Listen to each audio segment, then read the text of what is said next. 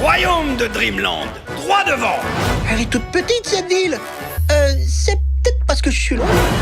Comment vous me trouvez? Mes chiens m'ont léché pour faire ma toilette 2 fois. On va faire un tour dans mon lit. Personne s'en est jamais plaint. Goûtez à l'eau aromatisée au vieux. Je suis vieux, y a rien de mieux. Toi avoir peur, oh pardon, je vous sens quelque peu apeuré. Bonjour à toutes et à tous, aujourd'hui on se retrouve pour une critique de série. Aujourd'hui on va critiquer Désenchanté, la nouvelle série Netflix réalisée par les créateurs des Simpsons et de Futurama. Tout d'abord, si je devais mettre un mot sur cette série, je dirais surpris. J'ai vraiment été surpris car la bande-annonce était pas exceptionnelle et ça me donnait pas plus envie que ça. Mais j'ai quand même regardé cette série et au final elle était pas si mal que ça. Elle vaut vraiment le coup, elle est vraiment bien.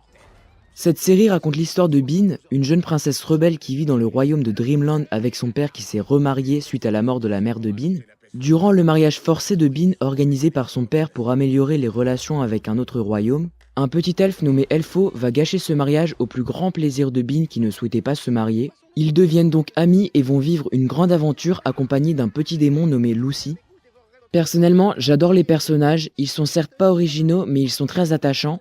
J'ai beaucoup aimé Elfo, qui est mon personnage préféré, c'est un personnage naïf qui est un peu perdu dans le monde qu'il découvre.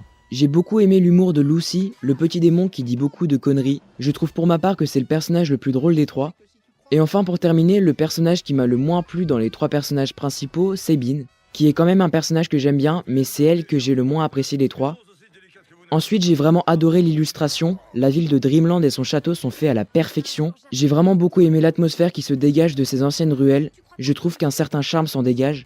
Pour terminer, l'histoire de cette série est plutôt ennuyeuse durant les 2 premiers épisodes, qui parlent du mariage forcé de Bean, mais je trouve que ces 2 épisodes sont indispensables pour introduire les personnages et la suite de l'histoire, qui deviendra intéressante à partir du 3e épisode. Les épisodes ont des sujets divers, mais ce qui est bien, c'est qu'on ne se perd pas dans l'histoire car il y a un fil conducteur.